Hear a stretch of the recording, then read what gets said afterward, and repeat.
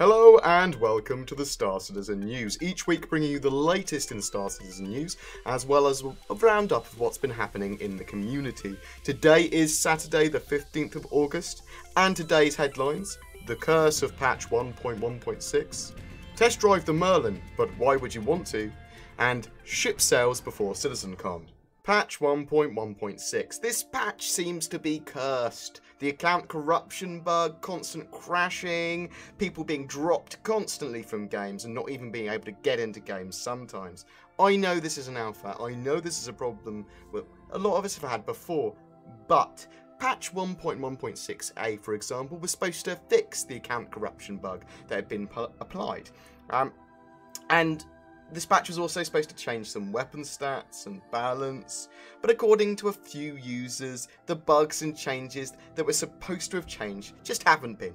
There have been very few changes in 1.1.6, certainly not many of the ones that were advertised, but for me, this patch has just been incredibly hellish. I mean, I'm unable to update my client, changing over to a different launcher. There have just been so many problems. But it's not all doom and gloom. These issues have been identified and recognised, and I do have faith in CIG's ability to get all of the issues from this patch sorted in short order, or at least for the next one, 1.1.7, where I'm sure I'll complain about some more patch problems. They have brought a lot of goodwill from that amazing Gamescom presentation, and the games that I have actually been in 1.1.6 and 1.1.6a have been incredibly enjoyable. The new AI for the Vandal, some of the new weapons changes, they're all very good and very enjoyable. This week you can test drive the Merlin. According to their RSI website, the Merlin is on free flight week until the 19th.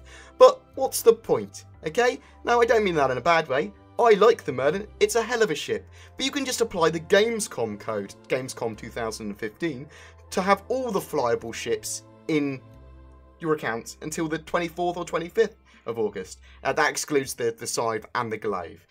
The code and instructions are all in the description below. You'll get everything, including the Merlin, if you do that. And I would just like to state, for people that have not played Star Citizen, for friends you want to get into the game, get them an account, which is totally free to sign up, and get them to apply that Gamescom code, and then they have all the ships until the 25th. They don't need anything else until then. They can play for free until the 24th, 25th, kind of, I don't know, midnight on some point around the world. I'm sure that will go offline. But it's really great to get new players in.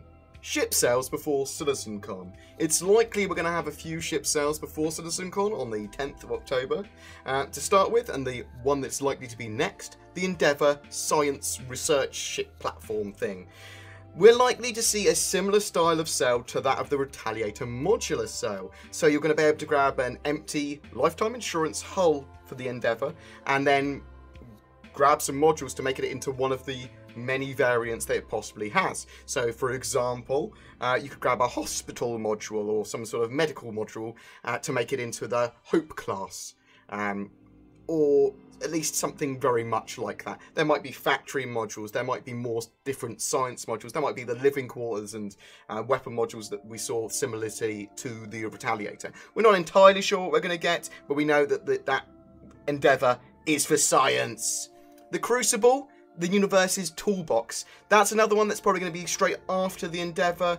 For people that want to do repairs in space, want to build pseudo structures in space, that's very much one for you. Fleets and large battle groups will need a Crucible to repair their ships on the fly. And then we're likely to get the Vanguard variants. Now, we might see whole hulls to be sold like they used to be, so we'll get like the Cutlass Red, Blue and Black, but they might just sell modules and a base Vanguard. We're not entirely sure. I'd assume it would be whole chassis. So some ships will get variants, which will be variants of the hull. And some ships will just get modules, and some ships will get both. So, as I said, variant is varying because its actual outer hull is different. It will have different hard points for weapons, different points where it can fit different modules. And the next ships to be hangar ready are very much likely to be the Herald and the Xi'an Scout. So but who knows, we might get some surprises for the sales, we might get some surprises for hangar ready. They've done it quite recently at Gamescom with that Glaive. Notes from the verse. Each week we take a variety of different topics and little news nuggets and regurgitate them directly back at your face holes. So we know that Star Marine is going to take a bit longer now. Everyone was saying 2 weeks for many weeks, including me, but now it should be ready before CitizenCon on the 10th of October. The Retaliator questions and answers came out. The torpedo bays being sold in that modular cell are not lifetime insurance. The rest of the modules are, and the base Retaliator is. The only way to get those torpedo bays at lifetime insurance was to have bought an original concepted Retaliator. There are more modules for the Retaliator in the pipeline. They'll go and sell in the future too, probably with lifetime insurance on, but obviously we can't say for certain. Some modules may be interchangeable across different types of ship too. So you might be able to buy a living quarters for one ship when they do modules for lots of ships, because that's likely the way they're going to be doing sales from now on, with modules as well as base ships. Seems to do them quite well for generating money and income as well, because people are much more willing to buy ships where they can tailor them. But we're likely to see interchangeable modules, so you might be buying living quarters, as I said, for one and put it in a totally different chassis. So just to reiterate, in the future, some ships will have modules available on sale like the Retaliator. Some will have variants like the Starfarer and Starfarer Gemini, and some will have both. The modules will be swappable in and out of your ship that you've bought them for. Even if you have like an original Retaliator, you can swap the living quarters you just bought in with those bomb bays, and you can take those torpedo bays out.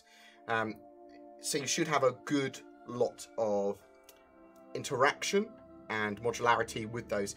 That will all be eventually done on the holotable.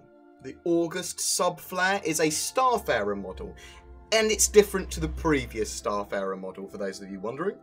Glaive owners will get their lifetime insurance from their 24 months insurance upgraded early next week. The Glaive will also most likely get a less glitchy HUD, and by that I mean a HUD less like the Scythe's HUD. It is built as a reproduction, so they're able to totally rewritten the OS. Scitech have stated that there's going to be an open development for their HOTAS. Scitech very interested in sharing the whole process, though we are not entirely sure what this means. Large hardware companies very rarely have open development processes with their products. So when they say open process, we don't know what that means. We'll have to wait and see. But that touchscreen on the top range Star Citizen HOTAS seems to have been confirmed, and I think that will be a great thing. An extra little panel where you can program some extra little hotkeys and macros is always good for me. Espera has now changed its name to Esperia in-game. That's literally just an in-game lore change, but people will get confused when they hear Espera and Esperia. They're now the same thing. It's now Esperia. You add an I. The social module's first release will share ASRock location, but they're unsure whether it's going to share the hangar locations as well, so we might not be able to get multiplayer socialization in a player's hangar on the first release. And to answer a question that was going around quite a lot, life support systems will limit the amount of people your ship is able to sustain.